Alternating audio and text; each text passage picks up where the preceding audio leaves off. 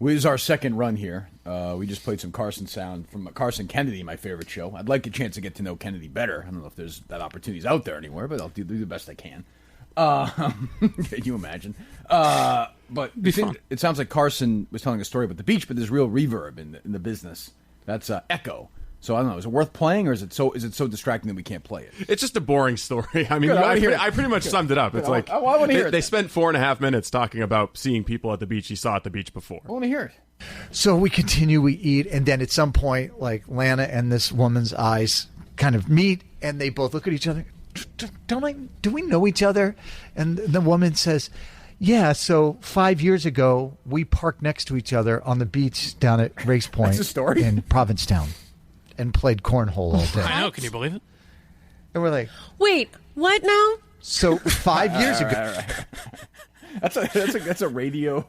You know what they probably get? They probably just do their show. They never get any phone calls, no issues, and they just do their show and go home.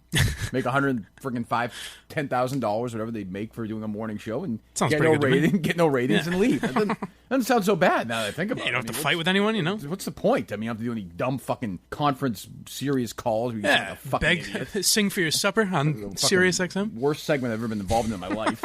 And then fucking, go and have to worry about assholes who are trying to ruin your life. But instead what you do is, and you're paying fucking everybody out of your pocket. Instead what you get is fucking, hey, I parked at the beach the other day, and the person who parked next to me said, I recognize you. We parked next to each other at the beach once. And then you just go home. Like you just say everything that happened in your life. That sounds like I went to Stop and Shop yesterday. You yell it through cupped hands, apparently. I went to Stop and Shop yesterday, and I had a list of food, and I got everything on my list, and I paid for it and got in the car and drove home. Like, that's easy. You're just continuing saying the things you're doing while you do them. There's a show. That's a show. Turn Mike down, would you please? He's fucking loud. Jesus Christ. Too loud. Trying to establish my dominance. Turn down all the way. Is that possible? Just turn his mic off. We're off to a great fucking start. I'm in a wonderful mood. All right. Thank God for Roman Swipes. Let me just say that. We love Roman Swipes. I saw tweet at Roman. Tweet the show if you will today, by the way, if you're supporting the company. $5 for your first month when you choose that plan. GetRoman.com/Kirk. GetRoman.com/Kirk. We know Roman Swipes are the clinically proven way to last longer in bed. You can fuck longer. You can enjoy it more. Your partner will enjoy it more. And you'll help out the Kirk Minihane Show. And you can tell the dark forces, the enemies, to go fuck off as well. And while you tell them to fuck off, you can tell them to fuck off longer, probably, while you're doing Roman. So do that. Go to Roman Swipes, GetRoman.com/Kirk, GetRoman.com/Kirk, GetRoman.com/Kirk. We love Roman. They've been with us since day one. We appreciate that very much. It's easy to, if somebody's doing a show about a friggin' car or a comic book or movies or whatever, reviewing pizzas, it's easy to, when you're safe people like that, when you're people with no guts, it's easy to have sponsors. But when you have some guts and you take on some tough issues, that can be difficult. We appreciate Roman for doing that. So GetRoman.com/Kirk. GetRoman.com/Kirk. All right, away we go. I'm listening to Kirk Minihane's podcast. Sports and show business. Kirk Minihane, who is apparently a derelict of some kind. That is Kirk Minihane. No one more controversial right now in the sports talk world. That's what I'm talking about. Sport! Kirk Minihane, what kind of thug are you? Yes, well, he is white hot right now. The head. I also want to say something about Kirk Minihane because I like him. Kirk is like a sports genius who everyone hates. No. We'll do it live. Fuck it. I guess we have to start with the big situation, right? No, am I wrong? Oh, yes. What do you guys think? Steve, Dave, whatever the fuck your name is, Mike? We were on with Barstool Radio yesterday on Sirius, so I got a call, or whatever. Steve called me he figured out how to call me on the phone. He called me at, 11 o'clock yesterday and said, after I talked to Erica, he said he's going to, they want me on Barstool Radio. I presumed it was going to be about the merch and stuff. I talked to Erica. She was super supportive. She said, do whatever you want. Fight back. We're not going to, back down. And I found out it was about Blind Mike's contract or whatever. Fine. It does, whatever we're doing. We get on there. First of all, you have two people on the phone in different places, which I hate. And then Portnoy's fucking mic didn't work at all. I couldn't hear anything he said, like 90% of the time. And I'm not even really sure what the purpose of it was. Like, I don't know. I'm still confused, whatever. Okay, so you didn't know either. Because I thought, I was like, you called me 4 seconds after the interview. I didn't get it. I was like, why am I doing this again where I'm in front of a millionaire dancing for this is what my job is. Can someone please pay me? And then Portnoy's like, I don't know. Why are you asking me? I didn't understand why that was happening. All right, well, let's. Is there any particular sound you want to hear from this, Steve, that jumps out of you? The beginning, when Portnoy just kind of asks about Mike, jumps right into it. All right, go ahead. Blind Mike wants to be paid. That's what, hashtag pay blind Mike, this, that, the other thing. I got to be honest, I don't listen to your podcast all that often. All right, so stop. So what is so stop. So I feel like at that point I'm sort of done. Like I don't know, I think he's the head of content, right? Right. Allegedly, so he doesn't listen to my podcast at all, which I don't really care about. He doesn't listen to anyone's. It doesn't matter to me at all. He doesn't listen to anything. He doesn't listen to mine. He doesn't listen to part of my whatever. Then you really can't weigh in on the importance of it or not. So essentially, we go on, we go back and forth, whatever. We talk about that, and it comes down to that. If Mike wants to get paid, I'm going to have to pay him because the ad rev, my part comes out of my end.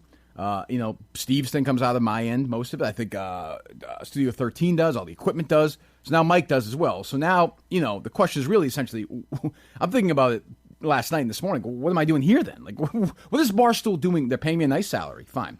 Short of that, what am I getting out of this? That's all it is, apparently. And I think Which is fine. Yeah. I mean, that's okay, but go ahead. I think that might have been why. I don't know all the details, so maybe I shouldn't say this, but I think this is kind of why Pat McAfee left. And I know it is. Yeah. I'm pretty damn sure it is. Yeah. I'm going to be clear throughout this entire, because I'm in the mood today. I don't know if you guys can tell or not. I'm in the mood. I love the people at Barstool, Erica Nardini in particular. I don't deal with Dave much at all, which is fine. I mean, I knew what I was getting with Dave. Erica's been awesome. If I text her right now, she'll call. She called me after the show yesterday because she heard the podcast. She was concerned that, I started talking about, hey, this is it. This is an ultimatum. This is not, whatever. I'll go do a subscription service. And I truly do mean that in that partially. I just don't want this human being in my life anymore. I don't want him in my life anymore. It's not good for my health. I know Dave doesn't care about that. That's not even a criticism. He's got his own shit. That's fine. He doesn't even know. So it doesn't even matter. Right. But I'm not going to deal with this guy anymore. So we're going to take him head on here every single day until there's a resolution. And I kept hearing, and Dave said it yesterday. We'll get to it later on, where Dave's like, well, just don't mention him. That's not how it works.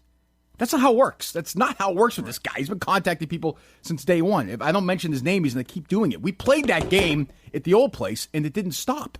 So I'm not doing that anymore. I'm getting a resolution, whether it's Barstool fires me, they get rid of this guy, they make some deal, they do whatever, they get him out of my life so I can continue to do my show. I heard the Minihane show this morning. That fucking idiot DEC, who I like, is sitting there going like, oh, Kirk needs to broaden his audience, and then they'll leave him alone. A, our audience is fucking great. Like our numbers are fantastic. That's not the issue.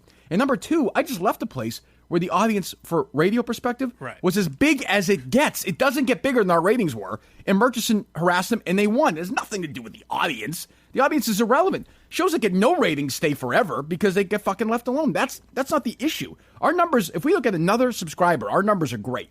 We have a really strong, loyal, and I got to say our audience is fucking unbelievable. And if I turn them and say, let's get going, they're going to go fucking crazy, which I haven't done yet, and keep my fucking mouth shut. But it gets frustrating when I hear people who don't know what the fuck they're talking about talk about stuff. Go ahead. Will you say something? Do you think Portnoy people are saying Portnoy was scared of Murchison? I took it as he just doesn't get the situation. Do you think that's what it was? Or? We'll get there in a second. What else? He said he knew the story. Yeah, I think he knows the story. But I mean, he doesn't really. Put it this way. Erica's been the point person on this. Portnoy knows the story, tangentially. Like, he doesn't really. And by the way, I don't think that's a compliment. Like, it's his fucking company. He brought me in. Like, he should know more. How long would it take him to read Turtle Boy's story? Right. 15 minutes or listen to one of my podcasts? I mean, he knows the deal. And I think he thinks it's like when people harass advertisers and it's not. That's more what I meant. He thinks it's one of the guys that he has to deal with all right. the time. And maybe he has dealt with something like this in the past. I have no idea. But I will say this, the idea that it's solely a Kirk Minihane issue when I'm under the Barstool umbrella is ludicrous, because that fucking guy will worm his way around. Like, the idea that he's just going to be like, oh, you know what? We'll just make it Kirk. But that's not how it works. And this is what happens. You allow, whatever. What do we have here? What sound do we have? We get a little bit more Portnoy after the Mike discussion when he starts talking about. Let's do the mic before we get to Portnoy, because I'm frustrated with him. I am, but it's fine. So where are we at? Where are you at, Steve? You listen to it. Where are we at with Mike contractually? Well, I mean, nowhere. Okay. We don't really. I mean, terrific. I mean, we don't have a contract, right? So contractually, we're nowhere. Well, I mean, the way it works is, like I said yesterday. I think it's Steve could tell you that it's fairly this idea that we're the advertiser. The advertiser's been fine. We've had 12 or 13. One is left. The fucking sock company left. Goodbye, whatever. The idea of giving up a point or two in ad rev is not insignificant. Right. No, and I also think that we can do things to increase the ad revenue ourselves. I mean, if we're on our own, as Portnoy said yesterday, then I think we should take more initiative to bring in advertisers. Absolutely. I think that's your job. That's your job. So go. What did I tell you yesterday? Go do it. Yeah, I mean, the sales team at Barstool is not going to like it, but that seems to be the directive from Portnoy. I've been saying that for months. I don't care what they think. I've been brought in here as a free agent. They basically said that, and Portnoy confirmed it yesterday. So we do things on our own. If they don't like it, they can fuck off.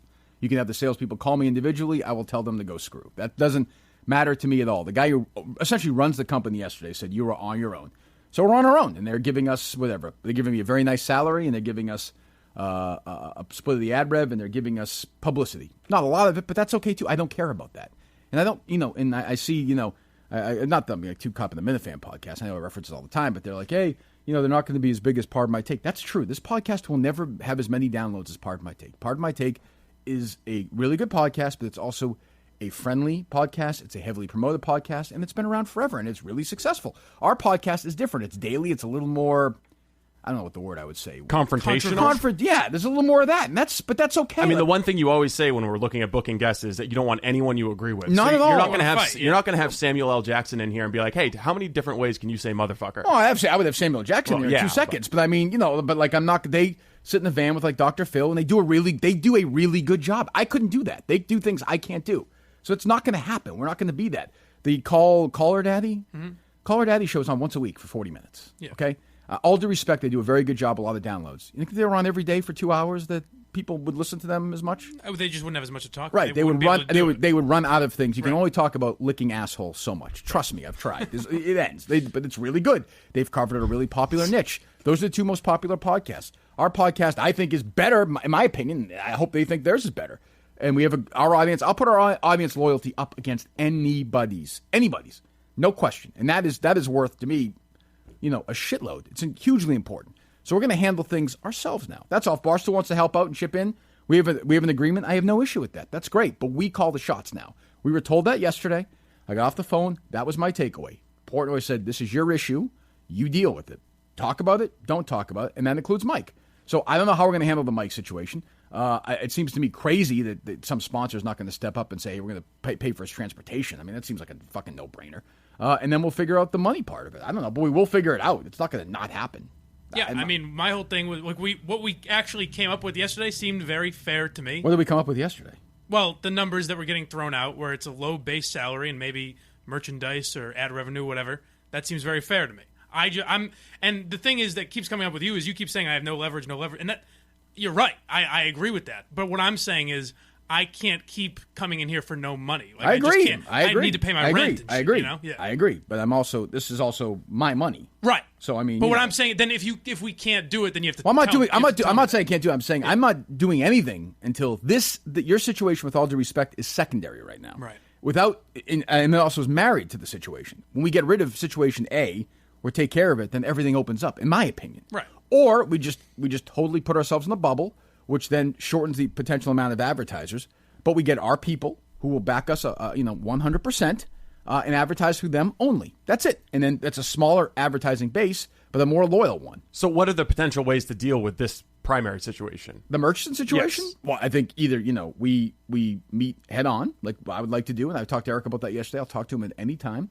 Or we just continue the war until one side backs down. And I'm willing to do that. I mean, you know me, I'm willing to do that. And then for me, I'm in a different situation than Mike. Like if it gets to the point where Barstool says, hey, no more, then I'm going to say, well, you allow me to talk what I want to talk. So thank you. We'll shake hands. And we like you guys a lot. And we're definitely not going to be throwing flames because you guys have been great to us. And we move on. And I go somewhere else. And I think I have a very successful subscription service.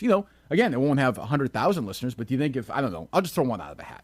Let's say that Jerry Callahan and I decide to do a subscription show, right, tomorrow in New England. Do you think it would do pretty well from the start? Very well. Yeah, I think it would. Yeah. So there you go. Done. We get a producer.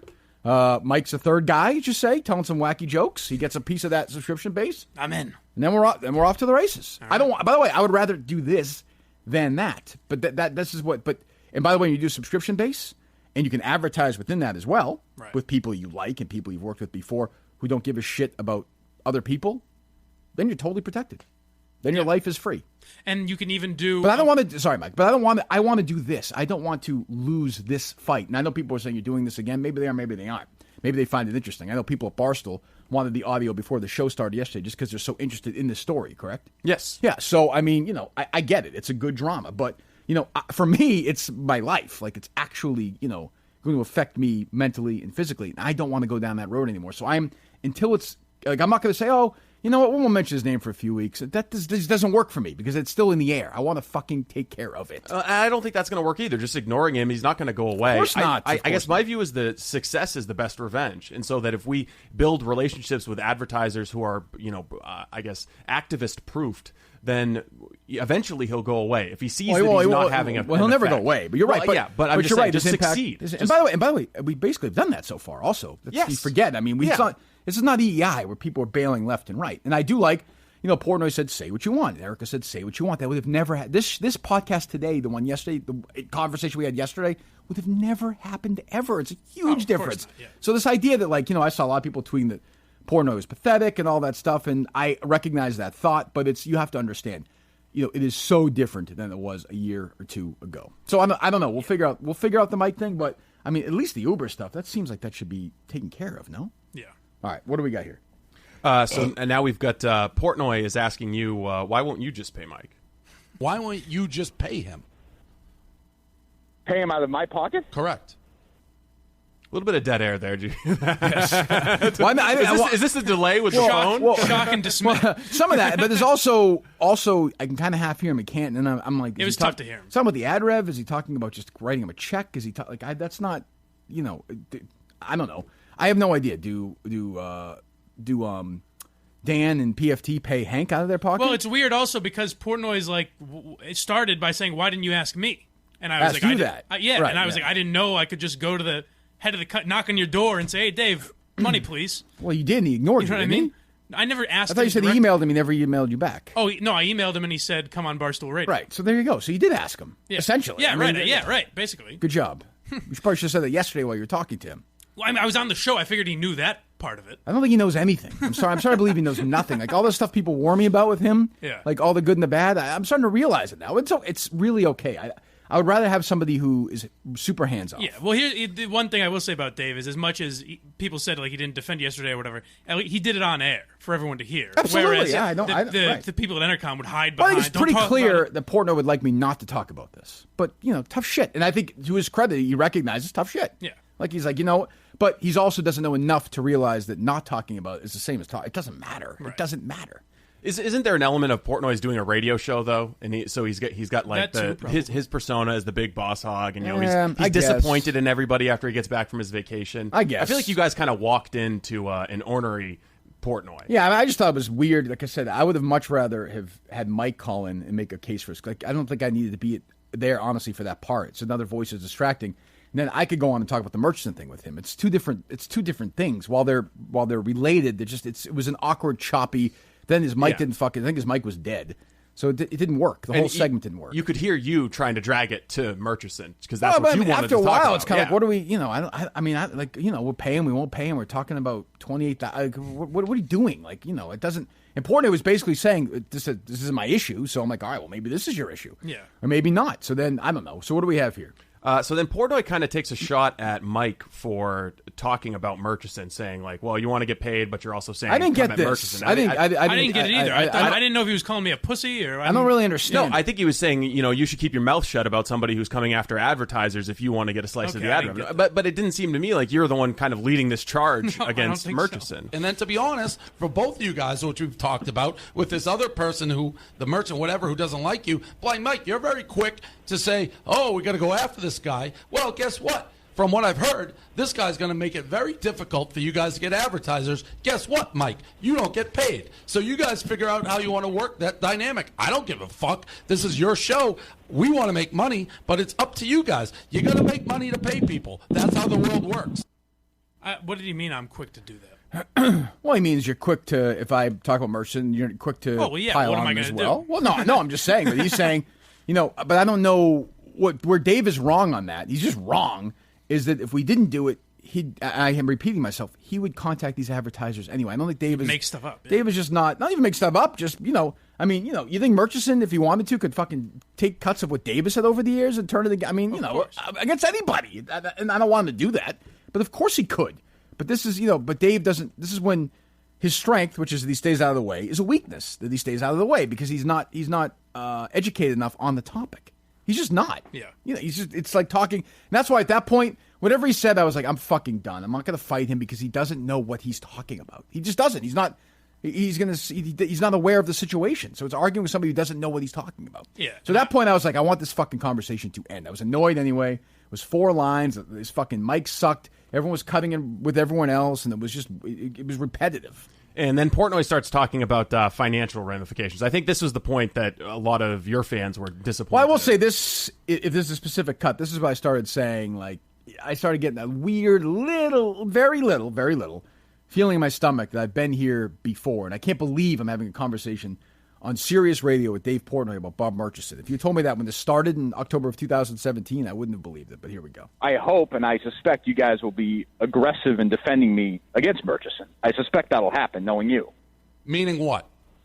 Meaning that if he continues these attacks... Well, he's definitely going to continue the attacks. He's definitely going to continue the attacks. I know that better than anybody. Yes, right. He will. And obviously, from what I've learned about it, if you mention his name, it increases his attacks more. I hate everything about it. I want it, and I haven't told you not to talk about him. It is the same business situation. That is your podcast, basically. If I don't know who, I know the story, and obviously EI got very cold feet. We're not EEI. Barstool gets attacked by everybody. This guy sounds like a next level in what the time he has Correct. and the resources and all that jazz. It's an interesting thing because the way I look at it, which is not too different from what I'm saying here, in this situation, how much you make trickling down to the people you work with is directly reflective of how much ads we can sell. If he's successful at getting people to pull your ads, you're going to have a decision to make.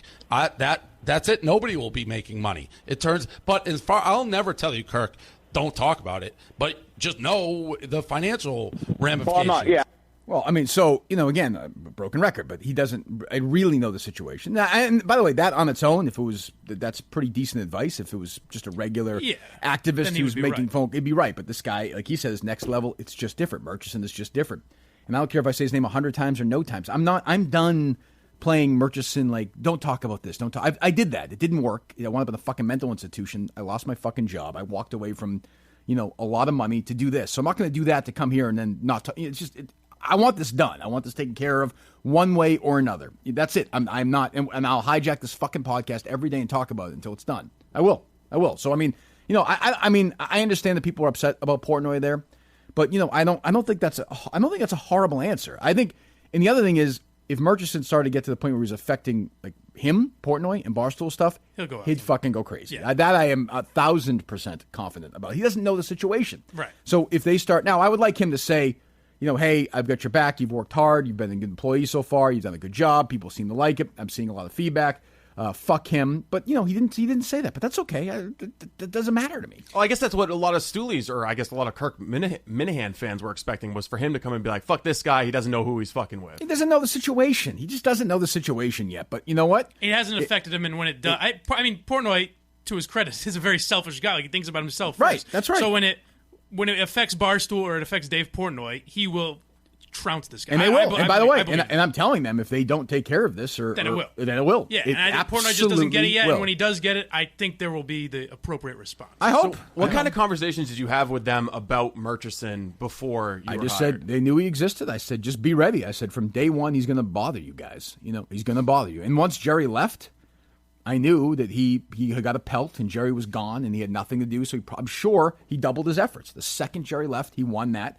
Like I said, he's not. I'm not saying this is a joke, but EI is so fucking boring and dull and shitty now. Anyway, there's nothing to go after. He's won. Like this is so. If you go put on EI in Boston right now, that you get like what Murchison wants. Like he's won. He's gotten shitty, boring, afraid radio all day long.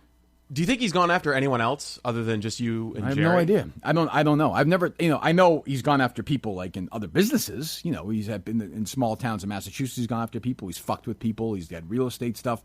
He's one of those guys. Every town has a guy. He's that guy. Yeah, so, I have no idea. I don't know.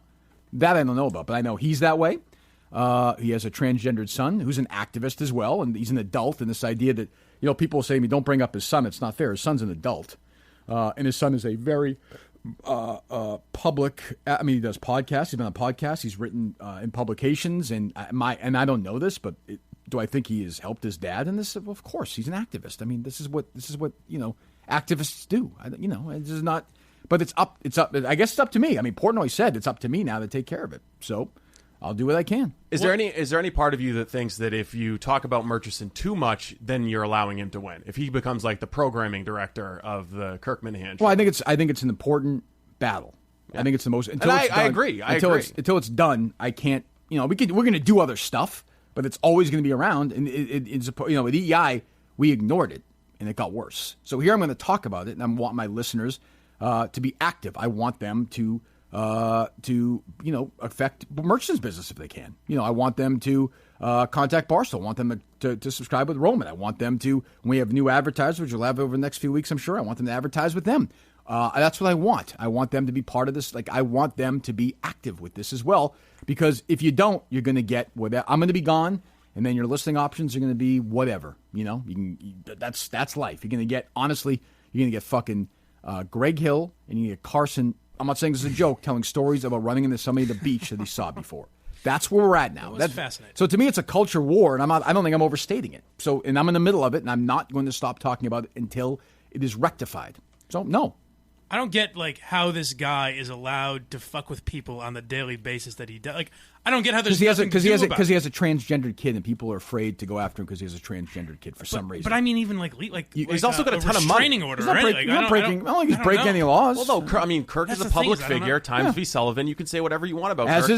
By the way, as is Murchison. He's put his name in Boston Magazine stories about me, and he's given quotes to Sue O'Connell, and so I mean, he's. I'm not even saying you're wrong. I'm just saying it's mind-boggling. He's an asshole. He's allowed to do this. Well, but he's a rich asshole. Yeah, he's evil. I think he's evil. I mean, yeah, I think he's an evil person. You can have a transgender kid and be evil. There are assholes in the world who get cancer. Like that doesn't mean you're not exempt from anything. That's the way it goes. He happens to have a transgendered son, Gabe, and Bob also happens to be an asshole. The two are unrelated. Or I suspect. I don't know. I also think you've gone above and beyond to try and accommodate him, to try and understand. Well, that's him, over. To try and that's over. I've made it very nobody. I'm as pro-transgendered as anybody. It doesn't but Bob doesn't. That doesn't have nothing to do with that anymore. Nothing to do with that anymore. He's enjoying the sport of it. So and Portnoy could say, "Oh, it doesn't matter. It's your own battle." Okay, it's my own battle. And then he said the thing with the $50 million, and then they get rid of me. I get that too. It's a business. They're a business. I mean, Barstool has been Disney-fied in a lot of ways, and Dave Portnoy is sort of the Mickey Mouse of Barstool now. Davey Mouse, DAVEYMOUSE. What does that spell? Davey Mouse. Davey Mouse. Oh, I'm going to have a celebrity on today and eat pizza. He's a pussy now, but that's okay. He is, but that's all right. It doesn't. I deal with Eric. I don't deal with Davey Mouse anymore. I just don't. He's the little symbol of the new Barstool where they have celebrities and all. I saw Steve Austin was in yesterday. Woo-hoo-hoo-hoo. So edgy. They must get a lot of trouble when they have people like that in there. Did he shotgun a beer? Oh, yeah, who knows? Who's in today? Is it going to be Logan Paul again? Oh, I can't wait. I mean, what the fuck? I mean, it's Disney World. They're Disney World. And I enjoy it, and they've been great to me. But, I mean, Dave Portnoy is not Dave Portnoy anymore. He's not. He's Mickey Mouse. He's Davey Mouse. He's the Davey Mouse of Barstool. He doesn't really have any power anymore. He handed over. He signed the check, and now he puts on sometimes he goes to England and puts on a tuxedo and dances around. Sometimes he goes to horse races, and sometimes he shoves pizza in his fucking face. That's what he is now. He's just a little symbol. That's all he is. I think Davey Mouse shirts in the Barstool store? Well, that's the other thing. Why don't we have 500 shirts? We can. Just do them every day. I want that merch shirt. Done. Okay. I want all these things done. Done. Davey Mouse, done. That's it. I want all those shirts done. Yeah, we got some mock-ups we can check out. I don't want to know anything about them. Just put them up. Just fucking put them up. Put them up. Put them up. Put them up. Put them up. Put them up. Put them up, and let people buy them. If you like the show, buy them. That's all. I will say, you remember what happened last time we did this? Simple. Okay, let's keep it simple. Go ahead. I was just going to say that I think for people who think this is just a Kirk Minihane battle, they're wrong. No, because God. I mean, they will continue to take down every single person who disagrees with them, and whether it's the trans issue, whether any issue, doesn't matter what it is. The issue itself is irrelevant. The issue itself is wholly irrelevant. It's just deplatforming, plain and simple. Right. They're going to tear down people who disagree with them because they don't want contested speech. And I don't want to give you a big boner here, Steve, but that's why I admire Tucker Carlson. Is because he just says those people. He's like fuck you. Okay, 12 advertisers bailed. Fuck them. We'll find 12 more. Fuck you, Laura Ingraham. Same thing. Fuck you. There is that stuff where God forbid you say something that some people don't agree with. Okay, well we disagree. And how about you just disagree with me and we move on. But no, let's fire this person. And let's just say they got Tucker Carlson fired last year or Loring, right? Like, then what? Do you think they're like, oh, we're satisfied, we're done? No, they're going to move on to the next one. Like O'Reilly should have been fired. Yeah. He was fucking sexually harassing women. I have no problem. Like, that's different. That's a different situation.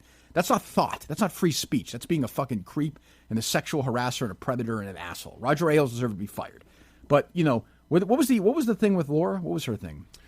She said something about David Hogg, one of the students at Right. Parkman. Right, which is, I know a lot of people don't like him, but I didn't agree with her. I thought it was an asshole thing to do, but whatever. Like, she's a fucking, he was a legal age, correct? 17 or 18. Okay, whatever. Made himself a public figure. What did Tucker do? I think Tucker referred to illegal immigrants making America dirtier because he was showing footage of litter along illegal coyote path routes. Right. And Laura Ingram's other thing was LeBron James, right? Yeah, she said Shut Up and Dribble. Yeah, Shut Up of and course, Dribble, she wrote a book called Shut Up and Sing or something, right? Wasn't it Shut Up and Act? Or Oh, Shut she's Up and written Sing? so many books. That's what I mean. But so what? Like, so fucking what?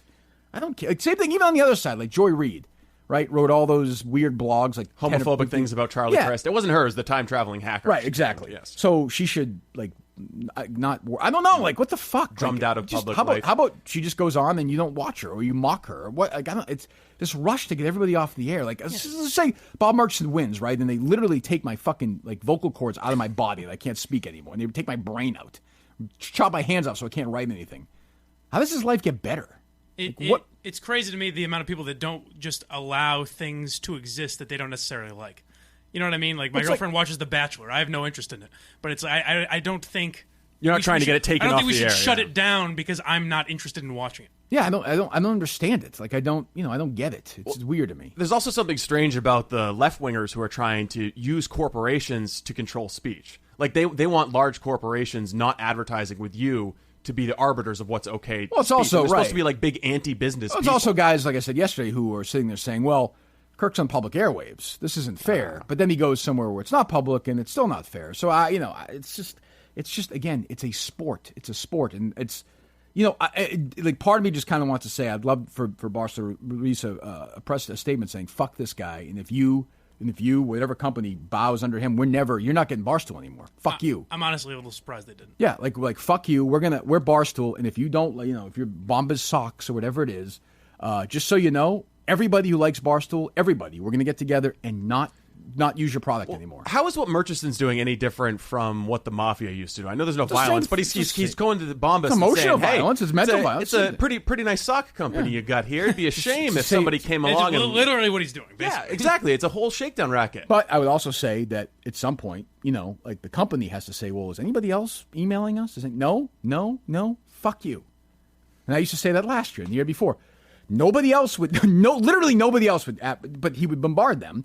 And they would give up because they were afraid, because they were pussies. So, I think the onus is on the company, myself. Yeah, just block the guy's fucking email. Yeah, just say, fuck you, fuck off. We got an email yesterday to the Minifan show account from some guy. Did you see that? Who dealt with them? And the guy was like, don't stop bothering us. And Merchant said, okay, which surprised me. But that's what you have to do. You have to say no. Buffalo Wild Wings did it. Milton's has done it. We love them. We love Buffalo Wild Wings. Other companies have done it. This is why we love Roman so much. First of all, it's a great product, and secondly, they're loyal. They're saying fuck off. And I know the Roman's getting great feedback for the advertising we're doing for the show, which I think is different. I'm guessing different than any other advertising they have anywhere there is. So that's kind of where we're at. I mean, I think we have to get this thing solved one way or another. And that's kind of it. Not a lot has changed here all of a sudden quickly. And by the way, it's one fucking company that's done it. Yeah, that was the other thing too. Is I think people seem to be freaking out a little too much. Like, now the show is failing. But I get it. It's the same as it was yesterday. But I get it. It's because for them they're like they've been through it. Yeah, the people who are new don't really understand, but the people who've been through it are like, holy fuck! Like, we thought when we got to Barstool, Portnoy would, I don't know, have my back and have some balls instead of putting on his big ears and dance around. Yeah, I think a lot of people expected an emergency press conference. Yeah, but Dave he's got there's different celebrities he has to deal with, and his horse racing. I mean, what's more important, right? I mean, he's got to bet in his horse races. That's funny. And do his Golden Sunset stuff. A riot. But this he'll respond to. Oddly enough, he'll respond to you calling him Davy Mouse. Maybe he's a pussy. I don't know if he'll have any guts or not. Who knows? Right, maybe not. Yeah, I have no idea. It depends on what advertisers tell him to do. Yeah, it's my understanding of it, right? I mean, if they tell him to dance, he'll fucking dance. If they tell him to eat that pizza, he'll eat that pizza. I mean, that's Davy Mouse. He's the signal of Barstool Disney. I think that's not a big issue there, is there? No. Steve? No? No, I don't see any possible issues coming. What? I don't see any issues coming from Well, that. I mean, am I wrong? I listen to him. I'm not, like I said, I don't mind he leaves us alone, but like, the old Portnoy, the Milton Portnoy probably would have been. The guy I worked with. Yeah, would have been a little more spirited instead of saying, "Oh, this is your issue, not my issue." Well, it's going to be your issue soon enough, stupid, if you don't, help me out. But that's okay. I'll do it. I remember. This is the Portnoy I remember. Called the churning group called him the day they were going to make the announcement they sold the company, and the Disney group. Yes. Yeah. And Sports Illustrated wrote like another hit piece on Barstool. Yeah. And the Chernins called him and said like, "Hey, maybe we shouldn't announce it today just because of the bad press." And Portnoy said, "If that's how you want to play it, then maybe we just shouldn't do the deal." Right. And I thought that's a guy I fucking respect. Does he have air conditioning in that costume or no? Because it's got to be when they open Barstool Amusement Park. And they have the Call Her Daddy ride, and they have Feidelberg Land and Carabas Land, where you get to see how fast you can throw a fucking baseball. Would Feidelberg see a piece of it or not? It's a good question. Will Portnoy be like right in front? And that's got to be hot. I hope he has AC for that. When he's kind of jumping around and taking pictures with. He takes pictures with everybody. That whole thing. Will he be part of it or no? Hey, everyone knows the rules, Dave. Yeah. Oh yeah, everyone. Oh, yeah. Frankie will be next to him, and it'll be wacky. And nobody goes after him, and Portnoy's happy to yell at people if they don't dress up. But, when somebody's in a real situation, like, let's hand this over to you. This is your deal. I got, I'm on my 15-minute break. I got to get back to the park. I got to put the fucking suit on. I got to put the gloves on. I got to put the big ears on and dance around. Sounds like someone wants to call into Barstool Radio again today. I do not. I will decline that offer today. That's not my contract. Go ahead. Oddly, it sounded like he had nicer things to say about Francis, whom he fired, than he did you yesterday. Well, although he sent an email to the company yesterday that said, well, you're not allowed to talk about Francis or have Francis. Did you see that email? No. I'm not on the company email listserv. Said no Francis talk. Don't have Francis on. You can't go on any Francis podcast anymore. Let's not promote Francis, which, I don't give a fuck about. But what did he say about Francis? Oh, that's true. Like, he said once in a generation talent. Yeah, kiss Francis's ass. Like, so it was really hard to let him go. He's very talented, yada, yada. Yeah, I think he looks at me now as a little bit of a headache, which is fine. Whatever. He knew what he was getting. There's nothing he didn't know he was getting a business with here. No, I don't think there's any false advertising on your part. The entire thing was very public. Yeah, he knew it. And by the way, the podcast has been really successful. Like, the numbers are fucking great. So I don't know. I don't know what they want. But I would say until this is taken care of, it's going to hijack the show at times for good. And I know Dave, Erica cares more than Dave. And that's not a put down on Dave. Dave's got other shit to worry about. Yeah. So Eric is more interested in helping. Yeah, she's been great. Yeah. She's been great. And I don't mind. I actually don't. I'm obviously making fun of Dave, but I don't mind that he doesn't care. That doesn't really bother me. Right. It seems to bother the fans of the show more, but I would have him, my ideal mind. I thought when I asked Portnoy that question yesterday, he was going to say, you know what, you're right. This is bullshit. If you fucking bail out on this guy and he said, I'm 100% right on this, then fuck those advertisers. But that's, not the way they do it. I guess that's the way he does it anymore. I don't know if it's changed or it's the same, whatever. I have no idea how he did business before because I didn't work with him before. But I know now, it's also different. He's a trademarked character. Davy Mouse is trademarked. So it's like the cartoon. I saw they sent out, it was nice. I got to see the first episode of Davy Mouse yesterday. And oh my God, did he get in some trouble. Like, the pizza it was a funny episode. There was a pizza thing going on, and it was a horse thing. It was really funny. His dad came in, Mikey Mouse, his dad. It was a really funny episode. The first episode of Davy Mouse, available on Barstool Cartoons. Barstool for kids, which is, let's be honest, like kind of the next step for Disney Barstool, wouldn't you say? Yeah. Yeah, I think that's kind of where we're headed, so it doesn't really matter. Does he wear the red overalls, or is that too derivative? Oh, yeah, it's a good question. I love the episode where Davy Mouse shuts down the comments section. Great episode, because I think that's important. Like, freedom of speech to me, get the fuck out of here. Like, let's make people pay for it. That's the way DAVEYMOUSE.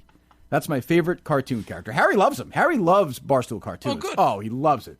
Loves it. Oh, my God. Although he might be getting a little old. At 7, he's getting a little old for it. It's true. It's more for 3 or 4-year-olds, but it's like, Davy's like, hey, you and I could count to 3. It is easy, can't you see? Davy Mouse. Okay, here we go. Oh, the pizza's a little hot, kids. Now, if a full pizza has 8 slices and you eat 2 slices, how many slices are left? Let's welcome our good friend today, my friend. I know Mr. Kirk doesn't like him. Mr. Bob. He's going to come in today and tell us how to live our lives. Oh, boy. He's on the Murchison on the rundown today. Oh, boy. Anyway. We get the point across or no? You'll get a response now, I'm pretty sure. I think we have some great sponsors who have stuck around. No question. Steve, I have it in my hand. Relax. Be so proud of yourself to get a fucking mic to work. By the time you read this letter, another man will be diagnosed with prostate cancer. It happens every 3 minutes. There's no better time than now to take action in the fight against prostate cancer. Golf for FORE, Prostate Cancer Research, 24th Annual Golf Charity Tournament, presented by Dr. Sheffield's Certified Natural, I almost said Natural Toothpaste, August 22nd, 2019. That is, 2 weeks from Thursday? Right? Yes. Yep. Lake of Isles, 12:30 tee time. They work closely with Prostate Cancer Foundation, support the late legendary golfer Arnold Palmer and Arnold Palmer Enterprises. We continue to raise money for PCF to aid prostate cancer research. What do you, Arnold Palmer guy, Mike? Oh, yeah, big time. The beverage, I mean, or no? No, not really. No, I mean, really? I can tolerate it. Not really, though. I was amazed that he actually, I think, invented that. That seems very strange bizarre, to me. yeah. Like, it seems He's the first guy who mixed lemonade and tea. yeah. Well, he pretty much made it like he made it his thing. He may not have invented it, but he certainly perfected it. Well, he was the king, wasn't he? He probably stole it from somebody. How many major championships did he win, Mike? Do you know? I don't offhand. I'm going to say he won 4 Masters. He never won a PGA. He didn't win the career Grand Slam. Did you know that? I did not. No, I'll guess 9. I don't think Is he that won. fair? That might be right. I was going to say 8, but you might be right. Anyway, I don't know. I'm looking forward to this tournament. Golf for FORE prostate.org. Golf for FORE prostate.org. 18 holes of some of the finest greens and course conditions in the U.S. managed by Troon, the worldwide leader in upscale golf course management. I am actually looking forward to playing this. Mike's in the caddy for me? Yes, he is. Or will I? How much are you going to depend on his advice? What did you?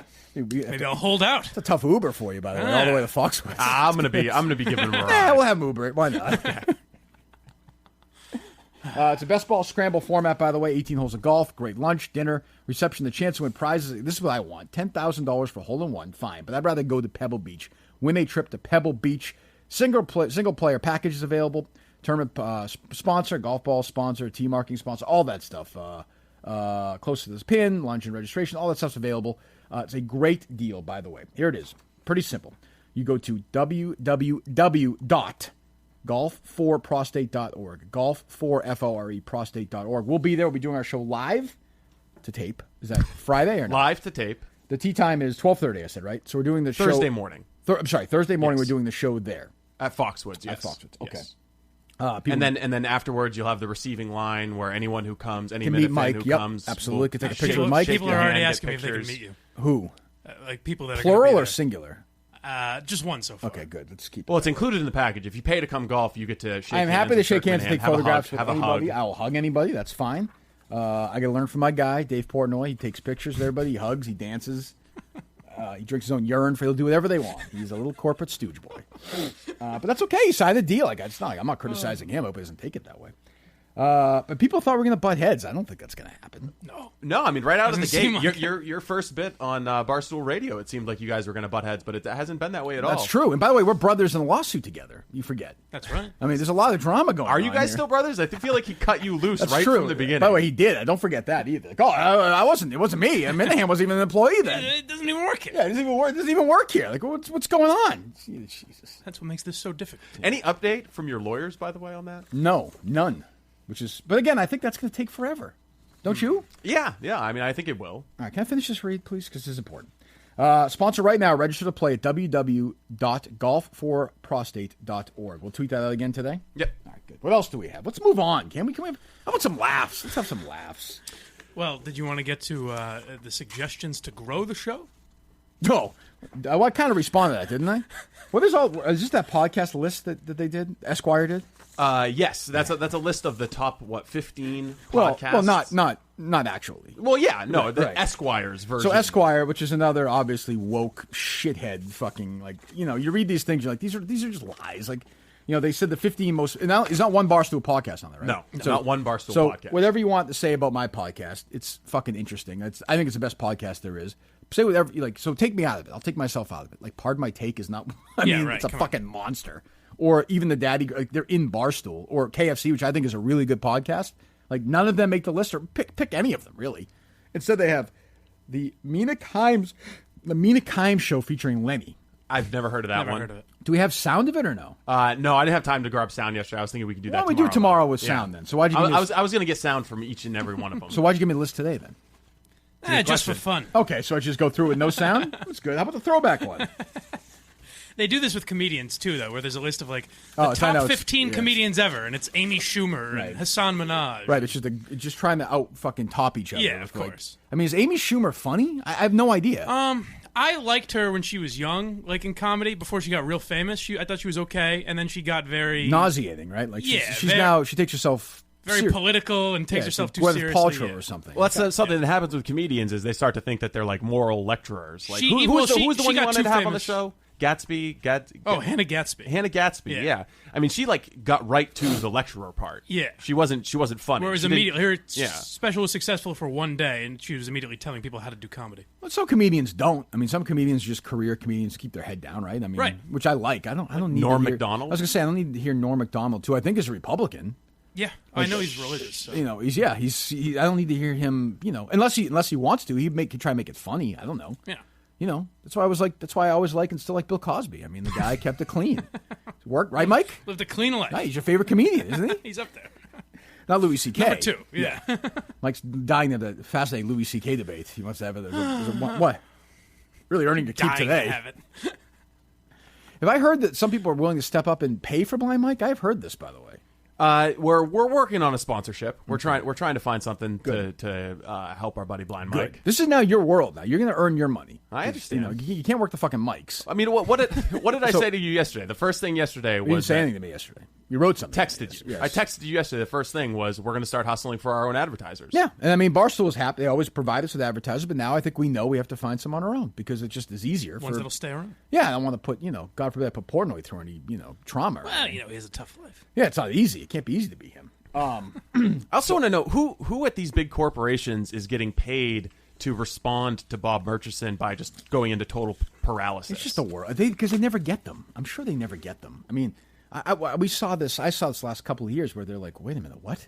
And if you don't have any context, like, do you think fucking Bombas or like 2 years ago, whatever? They probably just said, well, if someone's this TGI passionate Fridays is like, they're like, wait a minute, well, hold on, they didn't listen. Now, I think they should. I think they should have somebody who's dedicated to listen to all this stuff. Like, I'm serious. I listen to other podcasts. Nobody does a better job of incorporating reads than we do. Like, we make it conversational. We make it part of the show. And Barstool said that. They've passed around recordings of your right. live reads. So, I mean, exactly. So instead of having, okay, let's take a break here to talk about when I'm running, for instance, and I hear that, I'm like, oh, perfect, good. Bang, bang, bang. Skip ahead. Bang, bang, bang. Oh, they're talking again. Let me go back 15 seconds. They're back on the show. With us, you incorporate some of this. That's just smart. Like, and I think that makes people listen more.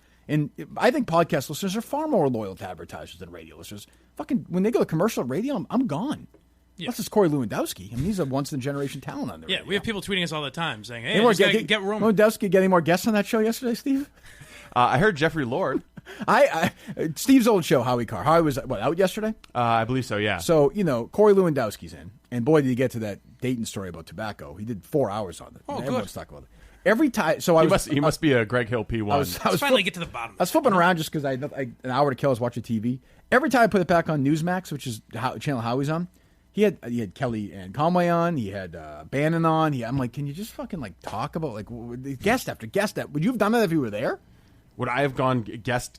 Yeah. No. Or would you just say, here are my friends. I want to talk to everyone? No. Steve would have cut the No, I'm saying is that what I think we would have talked about Dayton. No, I'm saying is that what Lewandowski's doing? I'm not sure. I didn't get to hear the entire thing. Okay. All I heard was a quick, 2 or 3 minutes with Jeff Lord. Okay, good. Fascinating insight. Thank you, Steve. What were you saying, Mike? Anything or no? Not really. Okay. The Minifan thing, is that your issue you want to get to? Oh, no, I just thought it would be... Solutions to what? What are you saying? I thought it would be good. They have some tips. Apparently, they're worried the audience is... So I listened this morning running to them. I have to admit, Greg Hill is, as I said yesterday, they've kind of beaten me down. Do you have any sound from them today to make me feel better? Or no? Well, I've got... from Greg Hill sound? Anything. Did you even listen to Greg this morning? Or yeah, no. I mean, I recorded their lead this morning, but then... The lead was terrible. There wasn't even anything I listened to the beginning of it, of. and it was like Brady's. I was like, all right, it's just boring. It's not even mockable. It's like now. dead air. Yeah, I'm like, they've defeated me into the point where, I can't even. You've noticed people have tweeted less about it now. People have just moved on, which I knew was going to happen. Yeah. Although that was kind of a racist impression. I was going to say, I focus on that. did hear that. You talking about my man Fitzy? Yeah. Well, here's the thing. So before we play it, we shit on them for not taking chances. Yeah, but I'm kidding. But I know that. Yeah. But like, I saw people yesterday talking really talking about this Fitzy World War II thing. Like, I'm like, you know, we can't really have it both ways. Like, right. We really want them to get in trouble because somebody tries to be. He's not funny. He's trying to be funny. He's not, but he's trying. God, he's so unfunny. Oh my God, Jesus, he's unfunny. There's an element of making Intercom abide by the same standards that they tried to impose on you. But I would say, yeah, the only difference is I'm interesting. Like they're boredom, their dullness is nobody's going to get angry about them. They're just not. Yeah. They could literally. Fitzy could have been in blackface doing that and going like full old school, like racist, like, you know, Mike, the voice I'm talking about. Danielle's like, I've had makeup problems too in the morning. That's what I mean. About it. That's what I mean. They could have, but nobody, they'd be like, Mercer would be like, you know, I can't even, it's so boring, I can't even type to these people. Right. You know? Well, because even when they try to do something like that, it's the way the people in your office would do it, where they're like, oh, that's come right. on that's now. Right. That's exactly right. It's just the most boring way you could do even an I don't want to play it. Is it even worth playing? No, I don't think so. Really, no. I mean, he pretended he was Jermaine Wiggins, but not really. Like, and you know, he seems like he just threw on a selfie accent. He seems like a sweet guy, and but he's not. Very nice you know, guy. he just happens to be a comedian who's not. I don't find. Maybe I'm wrong. Maybe he's hilarious. I just don't find him funny. Kind of a hack. Yeah. He tries hard. Like he could. When you feel a comedian trying, like it's just like he's a hustler. You got to give him that. No, but I mean, you feel him trying on the air. Like he's like, you're just like, it makes me. There's nothing more uncomfortable to me than that. Yeah. So for my first listening to the first half hour, they were talking about. You listen for a whole half hour today? Well, yeah, because I'm sitting out in my car waiting for people to show up, recording, and in case there's like that one thing where he's, you know, there's been a mass shooting in Dayton, and he talks about the Dayton tobacco story. True. But they were talking about a woman who was trying to get her bag off a plane, and some older guy was like, "Hey, let me help you with that," and she was like, "No, fuck you." I'm an empowered woman. I saw this story. It was a poet tweet. or something? It was a tweet. Yeah, some poet tweeted something out, like Carol Rothstein or something like that. She tweeted something out, but that was the first half hour of their show. They did that? Yes. Oh, yeah. Oh, wow. Chivalry. It was Chivalry dead on the airlines. I'm going to guess they took calls from women about that, or no? I didn't get that far. I didn't get that far. I'm surprised. They're probably taking calls on it right now. Yes, I could see that being like, hey, you know, I don't mind if a guy takes my. Okay, great. Let's go to Carol in Westport. Yeah, no, I like to get my own bag. Oh, yeah. Okay, that's good. Like, well, it's kind of like you said the other day, where it's like it's just their version of the lead. The biggest story of the day is just some generic thing that could be happening anywhere. That's very safe. Won't get them in trouble. I did hear Danielle doing. I was like, wow, it is amazing. I don't think they do listen because it is clearly from that service. Because she did one that was like, it was just weird this morning. Did you hear it? It was something about.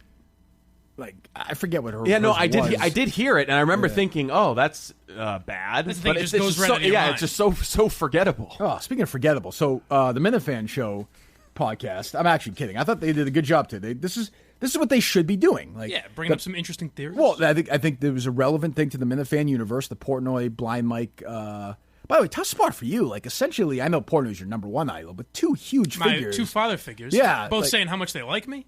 And also sort of both saying... Sure, I'm destitute and begging for money. Both of them basically saying, how about you pay him? No, how about you pay him? Yeah. Okay, forget it. No, he's worthless. I don't want to pay him. Well, I don't want to pay him either if he's that worthless. It was sort of a worthless debate that was not solved, other than we all agreed. It's kind of like a custody fight when neither mom or dad wants the kid. Yeah, it's sort of like... Oh, before we move off that call, by the way, can I say the most interesting thing was that Riggs felt the need to close it with... I'm sorry, Mike. I didn't realize you can't drive. Yeah, what is that? A man who went to Harvard. A bunch of people at Barstool NYC didn't know that a blind guy can't drive. You know, if you don't know him, his name is Blind Mike. Like, there should be some. I guess they think it's a character, maybe. I don't know. There's no service for that.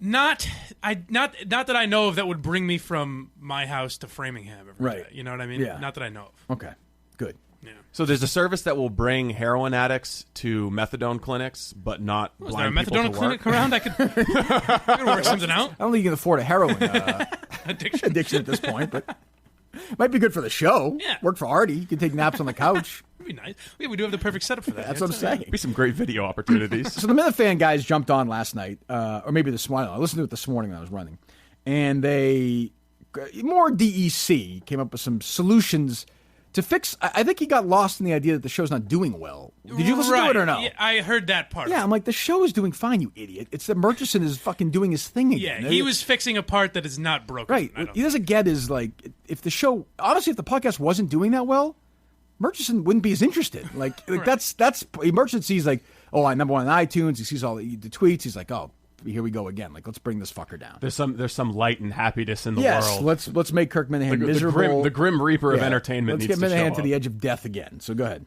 All right, can you let me get to the rest of the things I would have him do? Because this will be controversial.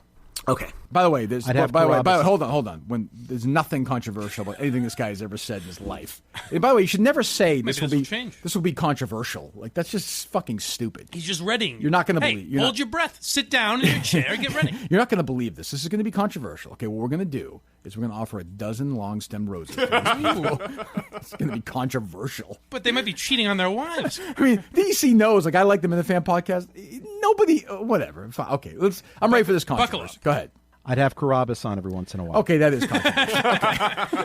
Okay. He was right. See, I told you. Buckle up. Can we have Murchison contact the? Well, I don't have any advertisers. Can we just have them get DEC fired from his job, please? That is incorrect. He should now, not. What be if? doing that. Maybe this is the angle DEC's taking. What if you have Carabas on and Murchison just says, "I can't." Yeah, that's I a can't good do it strategy. anymore. I can't listen anymore. That's why I brought you in originally, and have Steve's Bowden joke. I thought would be the one that would finally get him away, but it didn't work. Guy got angrier at it. Okay, let me hear his explanation. Let me hear his explanation. No, fuck that. Nope. I'd rather Murchison, let Murchison gets win. a lot of listens. All right, let Murchison win on it. Stop. Like, I don't. This is not.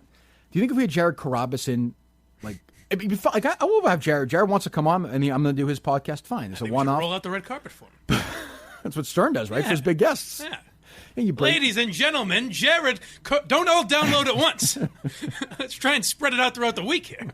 Does he come in with his baseball bat? It's a good question. You can't hear him anywhere. Okay, the Saugus Rock. I don't know how we get him on. He's on the radio and Sirius every day and has like 9 podcasts. Yeah. But here he is, Jared Carabas. Like, as a one-off, it's great. It's maybe we get some new listeners who didn't listen before. But like, our listeners are like, it's not. They're going to be like, holy shit, Jared Carabas is on today. Yeah. That's how it works. I think he was trying to help, but it was misguided advice. He was trying to fix the wrong part of the show. Yeah, I mean, he's just stupid, I think, is what it is. Go ahead. He's a fat, stupid fuckhead. Go ahead. If he goes on with Kirk, he's going to have a big boner, and he's going to get slapped around. Great. Well, so what? And then he talks about having... You do that to me every day. Talks about having Kate on, which is fine. I like her. And having Feidelberg on, fantastic. And Casey, they're all welcome I'd have to come Fights on. I'd have KFC. Great. They're all going to be on. I would definitely KFC have was on. Like, but then, yeah, okay, I don't think Murchison goes away. So I like Casey. I like Casey Smith a lot. She likes me. I think she does a great job. I have her on. What are we doing? Decent episode, right? But like, what are we doing the next? What's time? the hook? What's the news hook? What are you talking about? Then Bob Murchison says, "Hey, he has Barstool celebrities on. We're not." Right, I mean, if we I'll wave the white flag. We talked about having Casey on a few weeks ago is doing the roses thing, which would have been funny. But like the idea of, hey Casey, what's new in your world? Like I don't do that like with a news of the day. Yeah, I don't do that with anybody. Well, that's the thing too. Is it wouldn't just be her sitting in. She's in New York, so she'd have to Skype in. So it'd almost be like an interview. If she's ever in town and she wants to come in for an hour or whatever, like great. Right. Like I think that'd be fine. But I'm not gonna. Like, I don't know what he's thinking. Our show is going to be what it is. Like, it's never going to be this all-encompassing, hey, come on, like, it's a different show. And he knows that. He fucking co-hosts the Minifan show. I think he was just trying to throw something out there. But even I think he's a was like, fucking nah, idiot. we're good. Jesus Christ. No wonder his kids are stupid. Right? But you didn't What? Do you even know his kids? No, I don't know. I'm just kidding. It's fine. Mike gets a joke, He gets right? me every time. Steve's too busy listening at twice the speed. He doesn't keep up. But you didn't hear the hook is that you have KFC on once a month. I heard that. And then That's gonna now change. we're cooking with gas. So everyone who listens because KFC was on, right, is going to listen every Once a day. month. No, they can listen every day because they might think, we're that much closer. We're 22 shows away, 21 shows away. Is this the one? 20 shows away. We're 14 shows away. But have a little casting couch where you have some of these people on. I'd have KFC That's an original on. I mean, idea. KFC would come on the program. Have you ever on a thought of regular having I've a never- casting I've never couch thought on one of your basis. shows? Once a month. Let's do a casting couch here in Saxonville and bring people in every morning. That's a great idea. No, it's You know 7 what you should a.m. get is you bring in like Gary Tangway Good and idea. Alex Reamer. Sure.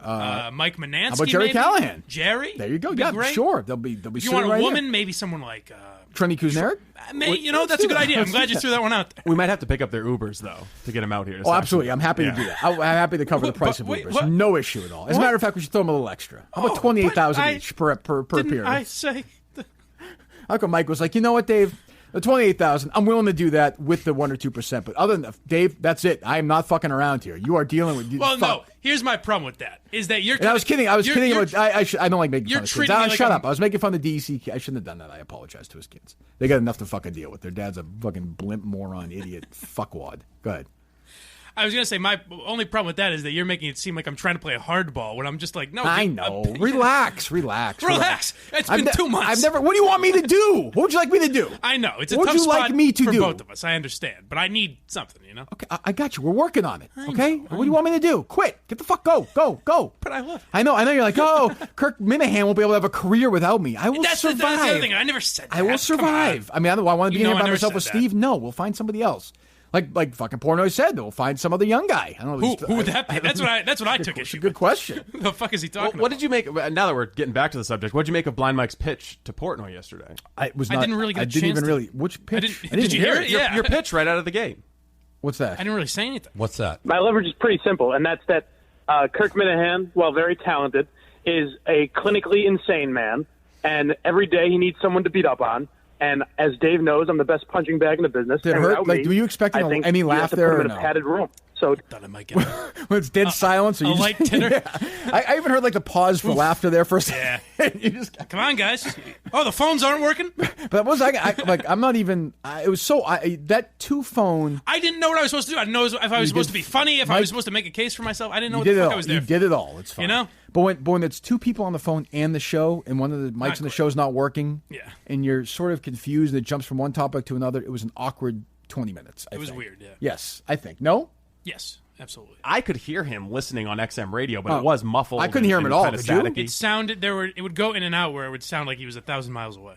Yeah, yelling through a wasn't tin can. Wasn't even close. Yeah, I don't know. Anyway, so let me hear do I want to hear any more of these 2 idiots or no? Well, MHB has an interesting theory. Did you hear? Did you yes, listen this far? There may be truth in this. Now, what if Murchison isn't doing this at all? What if it's Cullinane? Well, obviously. Well, he gets into We've it. all thought that. He gets into it there. I mean, obviously. Does he do as a poem, or does he just... You see, God, he sounds fat, too. He's got one of those voices where it's like they can hear the chicken like it is, you know? God, he's... The poor guy, like, it's not... Even if you're, if you have anorexia, he's at the opposite end. Like clearly, he said he's unhappy, right? He says he's losing weight. Like food is his friend. You know, it's like what was the fat bastard line? His inspiration. I'm unhappy. I'm unhappy. No, I eat because I'm unhappy. I'm unhappy because I eat. That's the it's a MHB vicious circle. Yeah, that's the MHB conundrum that he's in his life. And look at Steve stepping up with a movie line. What the fucking odds of that? Hell of an accent. You ever seen those movies? Oh yes, Austin Powers. There you go. That's exactly my childhood. That's exactly what I asked. Austin Powers. You don't have to say the name of it. I asked. Bringing a lot today, isn't he? But a rough 24 hours for Blind Mike. I don't have to do this every day. You can I mean, I think you'll have just as much success in notoriety and publicity if you do something else. Yeah, that hurt. What's that? He said he's worthless and he's got nowhere else to go. I was like, why are we doing this? Is that true or false? Mom, Dad, why are you doing this? Well, you've said it to your mom many times. All right. Why would I step into that world? Why are you doing this, Mom? Why would I bring it up? It's your fault. That's not into show. No, here's MHB elaborating on his Cullinane conspiracy theory. What if fucking Cullinane is the one that called up Bombas or emailed them, posing as Murchison to try and get them out? All that Cullinane can devise to Kirk. Because what has Cullinane been saying since day one? Kirk, the way to go is to do a subscription service. I just set that up for you. I've already got it figured out. So I think there's real chance. I think finally we're on. Yeah, I think that could have happened. Finally, we've gotten. And they said it's true. Like the real masterminds pose as dummies. Right. So maybe Cullinane the whole time has posed as the dummy and has done an incredible job at that. Working with Murchison. But I've seen the Cullinane like passive aggressive tweets in the last 24 hours where he's like sort of stepped in, like it's Oh yeah, that makes a lot of sense. Yeah. That whole thing where he does. Yeah. Someone said something of like, I saw someone say like, "Hey, the shirts came in. If they're not soft, I'm blaming Dave Cullinane." And Cullinane's like, "I don't have anything to do with that." I think they know that. Dave. Nothing gets by Dave. Nothing. He's very hands-on. Listen, that's as good a theory as any. It wouldn't surprise me. He's onto something. I mean, Erica didn't mention that. I mean, it sounded like it was Bob. It sounded like it was his email address as ML, but who knows? I think we all know. Maybe Erica and Dave could be working together. Maybe Cullinane was Murchison all along. Maybe. Have you ever seen him in the same room at the same time? I have never seen him in the same. Oh, I've been in the room with both of them. I've never seen him in the same room. Is this an M. Night Shyamalan movie? I think it's like The Usual Suspects. At the end, yeah, it's a big twist. Cullinane's a mastermind, and it was all because you thought he could be getting a cut of the Red right. 13 It's the whole Dershowitz thing. It's all beginning to tie in together. Wait, do you think the Dershowitz thing was intentional sabotage? So he could get fired and then get me back with the other guy. So I get angry or leave, wind up here, go back to him. See, it almost makes too much sense when it's put in front of you like this. He's a genius. genius. I mean, he poses as a complete fucking idiot, but he's a genius. You think that's his mask? I'm a genius. It was me all along. Steve, my good man, just pose as a loyal producer. Watch and learn. Watch and learn. You bring up ad revenue and no one knows what you're talking about. That's the key. Subscription service. They'll pay you. And then you finally get your cut. Murchison free. I think we need to get a blind Mike pitch on in the style of Cullinane on how he's going to pay his way with Mercedes. Oh, yeah, that'll work. Yeah, that'll be great. That'll work. How many more millionaires do I have to pitch, by the way? What the fuck? 2 millionaires yesterday. Just 2 millionaires be laughing at me. 2 millionaires be like, yeah, we can't afford them. We can't afford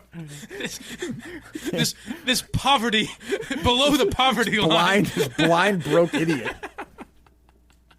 I can see Portnoy sitting there. Well, we give him $28,000 a year. Still, technically, you can get food stamps. Huh? Yeah, he was looking. Let's get him an EBT card. Yeah, 28,000 was not, but the 45,000 right away. Portnoy. And it's fucking ridiculous. That to me is a reasonable number. Honestly, seems like it, right? But but here's the thing though: is so people hear that they think, he's working an hour and a half a day. Yeah, but I'm not really. Okay, well, I mean, what's your job? Oh, it never ends, Kirk. Okay, that's what I'm saying. Merchandise and stories and. So why can't you go from this? It's 8:30. Why can't you go work a job? Then I'm Ubering What? back and forth all day. I'm not paying attention to stories. Well, then you're I'm Ubering back and forth. working anyway. a night job that would make me tired for this job in the morning. Working a night job. You could fucking work at 10 a.m. You could work at 9 a.m. 11. We could be either 8:15. You could be somewhere 10. I guess in theory, but what's I'm saying? You want him like bagging groceries? Yeah, at you want Hannaford? Yes, wouldn't you? How great would that be to see a bag of groceries? Wouldn't that be the greatest thing ever? I'd go to that place every day. It'd be the greatest thing. Then ever. you're getting chicken juice on your vegetables because none of it's sorted out. Yeah, I mean, that's what I'm saying. Go sell cars. I can't drive them, but you can sell them. I contribute a great deal to a very successful pod. Did I not say that yesterday? Several times. I said you're doing a good job. I'm trying to remember who said we could just replace him with anyone. That was Portnoy. Oh, okay, You said I disagreed. Get any idiot. Said get any younger. But you got to remember, that's somebody who doesn't listen to the show. Right. So he thinks you're the wacky, blind, which you are. Yeah, but he thinks I'm doing what I did for him. Like idiot just, hey, let me throw a wallet at you. Right, which is kind of what you're doing, but there's more than that. But one of the things you said yesterday, Kirk, intellect. is that you just don't want to deal with the bullshit of having to negotiate what his salary is, dealing with the administrative stuff. Just fine. I just don't know who to talk to. Would you like me to deal with the administrative work of getting Mike on the Barstool payroll? Sure. I'll have the show by the time this is over. Sure. I mean, yeah, fine. No, I'm just saying the rate's been thrown out there. It's $28,000, right? $28,000 base salary. And I'll give him a point. A point. That seems fair, no? I think we've got a deal here, boys. I mean, I will be in touch with Barstool today to get that worked out. Well, am I paying that $28,000 out of my own? Well, I mean, I think that's his base salary. Okay, well, I'd say the Barstool. I'd say the point comes from us. 14. Okay, that seems reasonable. Yeah, you want a merch point as well? I'll give you one of my. That's fine. I'll give you one of my points for merch. I don't care. All right, so you're getting 2 points. Now we're cooking. A point of merch and a point of total show revenue. $14K from Barstool, $14K from Kirk Minihane. That does not seem unreasonable to me. I don't think it seems unreasonable either. I mean, there's tremendous upside. I mean, I think all three of us here have bet on the success of this podcast. Right, and by the way, it's been successful so far. Yes, and it can be more successful. But I think now, what we've learned, and this is kind of the advantage of starting a show in the summer and just figuring shit out. Yeah. We know now. Portnoy said it yesterday. We're on our own. Yeah. We've been saying that. By the way, I've been saying it since the start. So now we're on our own. So Steve, this is why we hired you, right? Yes. You're going to be proactive with this stuff? Absolutely. You're going to close shit. If you need me to go play golf and have lunch, we'll do it. And we'll keep the advertisers that Barstool brings in, like Roman and the other ones. Great. We'll have them as well, and we'll marry them together, and they'll all be merchant-proof. And we're done. Yeah, we just need to be... We all make a lot of money. 2 weeks, the show will be all ads, baby. That's what I say. We need to be prepared for the moment when we're telling Barstool, hey, no thanks, we've got our own advertisers. They get priority. I'll be prepared for that at all. Fuck off. I mean, listen, your boss told us, your guy told us to do it ourselves. We're doing it ourselves. Go sell your thing somewhere else. Go give it to, lights, camera, whatever. Good. I don't even think they'll have a problem with that, really. I mean, you guys deal with them more than me, but it seems like they'll be like, all right. Not as much? Salespeople get territorial. Okay. You know how salespeople but who are. You can tell salespeople directly to call me. And then I will that's what I mean. As long as Erica doesn't care, or, Even if they care, I don't care. Because they've made it clear to us. That's fine. So that seems to me a reasonable contract negotiation point. Done. Yeah. Done. Right. Hammered something out here today, boys. Yeah. Good. One of the great negotiations. Well, that doesn't mean it's going to happen. I know. I mean, oh boy, do I know. Hopefully, they'll listen to today's show on your end, and they'll be like, "What are we paying for exactly? Like, what does he bring to the table?" Yeah, right. You have been in the last few days. It seems lackluster? it seems like you've been rattled by this whole thing. Oh, that's Steve probably as well. true. You just got to keep your head down. Oh, not even. Yeah. I've lived this life. You just keep your head down and do your thing. There's nothing you can do. That's it. Yeah, I know. Right? I'm trying. Okay. I apologize. You've been fucking a ball of fire. Way to go right there. I think from Blind Mike's perspective, fucking thought in your head or what? It's been. I think you can appreciate that it's been a tough situation I've been in. No, he's got to pay rent. No, I don't. What do you mean no? Not as tough as my situation. No, I don't think so. I don't. Why don't? You have to deal with merch, and I do. That's true. You're right, but I think that makes it a tougher situation for me as well. Okay, I don't really care about your situation. I know that you don't. You made that obvious. I mean, you've made that. Have I been loyal? Do I have your back? Made that very clear. I'm giving up my own money here. Yes. Well, you're my boss. It's kind of like, Well, not how much sympathy am I going to have? Well, sort of, but also not really. I mean, kind of. Well, you are 100% now. It's all you, baby. 100%. Yeah. Well, not really. Now if we go 50-50. Now if we go halfsies, like you're halfsies blind. Halfsies, yeah. Yeah. So I don't know. Do you think they'll agree to that? I'm not asking you, Mike. I'm asking Steve. I think there's a good chance they'll agree to it. Okay, we'll see. I don't know. Yeah, Fine. I mean, this is the first time that I've negotiated it, but I mean, they paid for Cullinane, right? Yeah, but that was short term, and they were paying. Yeah, but I'm sure I was paying for it. Yeah. Okay. No, I don't think so. I think I was paying for it. Okay. Right. Have a Cullinane. All right, then maybe they won't. We'll see. Yeah, I mean, put it this way: if they say no to that, then you know what you're worth in their eyes. Then I got to go. Yeah. Well, no, maybe not. Maybe we figure something else out. But I'm just saying we know where they value you. Right. Which is not going to pay you $14,000. Right. Over 52 weeks. That's not a good sign. Yeah, right. But then I gotta. That's the thing is, I'm not trying to play hardball with it. It's either I got to find a real job or I got to do this. I believe you're not trying to play hardball. Believe me, that's been clear. Fully aware. Well, the picture that's been painted is that I just have my hand out begging for money. Well, there is some of that. I don't agree with that, really. Okay, I don't really care, but I think that there is some of that. I mean, I am with Portnoy on this sort of generational thing. Like he mentioned that again yesterday. Kind of we're in the same boat. That's $269 a week, by the way. 14,000 divided by 52. Woo! 262. So I'll divide that by. We'll say you work 30 hours a week for the show. Sure. Is that if you get a job? Is that going to be accurate or no? Yeah. Okay. That's 8.9 an hour on their point. They're paying him $9 an hour if he agrees to this deal. Boy, I have really set myself up into a media titan. I don't want this to happen. Boy.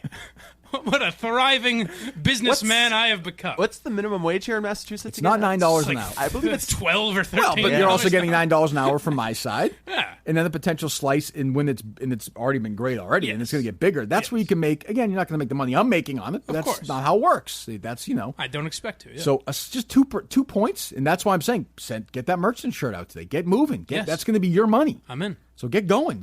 When these things done deal. We sell 1,000 of those. Let's just say, which I don't think is unreasonable. Then right. All of a sudden you're looking at a couple $1,000 right there. Boom. You want the polo shirts up before the golf tournament too?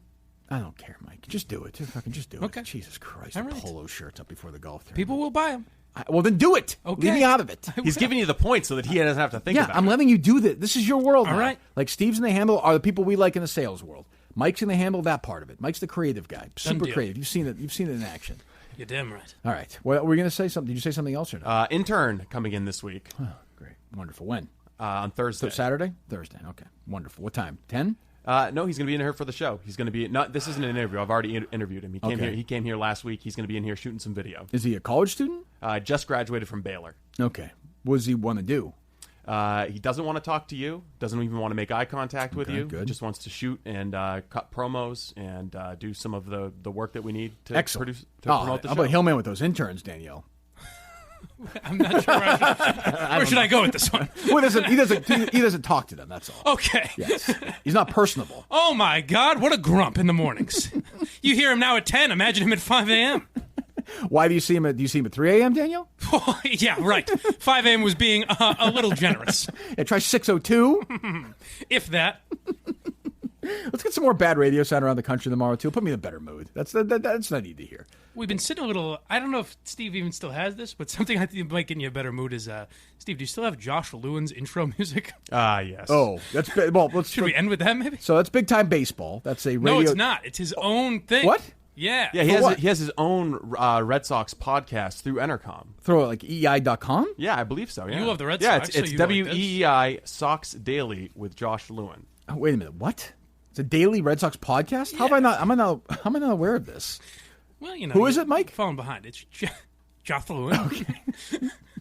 And you were thinking about putting together, a Linda Mark theme song. Yes. And oh no. There might be some tips here.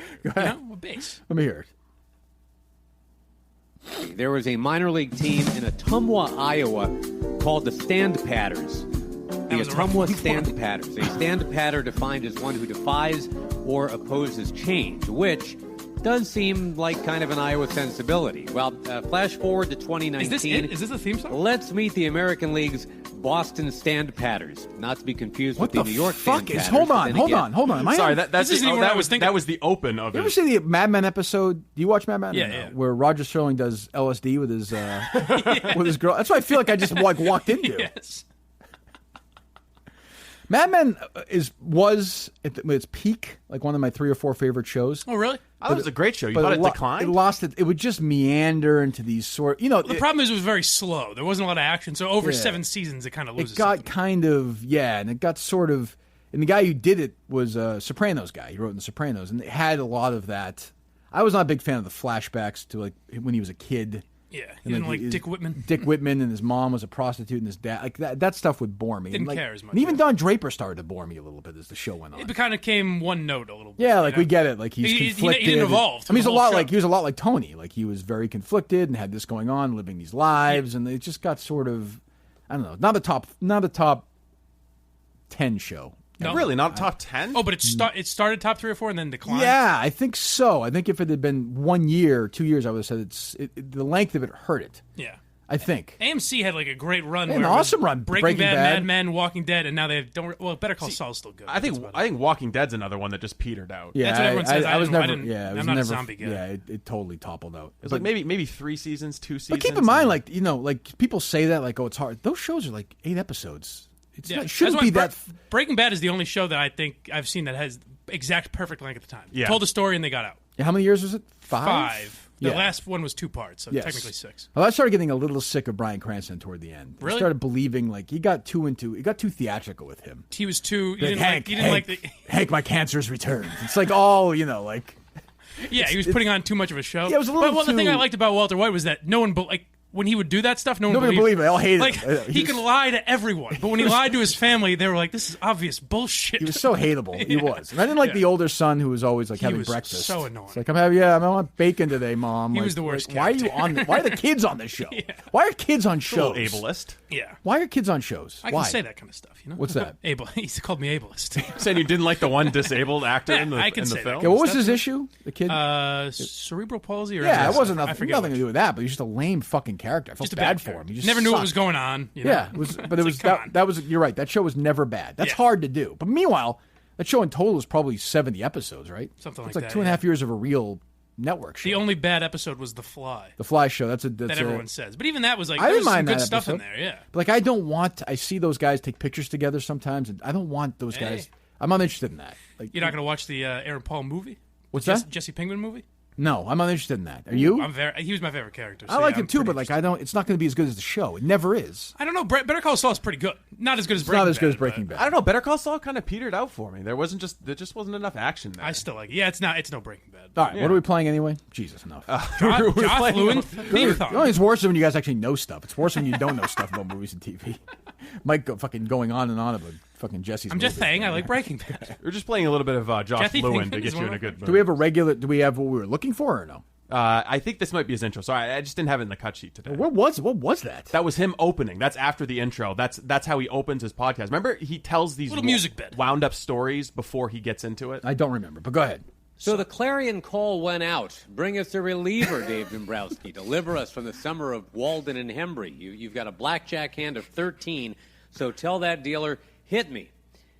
Now the Red Sox held on 13. The A's raised. Oh yeah, what was the thing he did? What was the thing he asked Heyman? What was it? Do you remember? It was so obscure that I. It was this long. Remember, it was like, do you remember the film or the interview? Remember what was it? Fuck, what was it?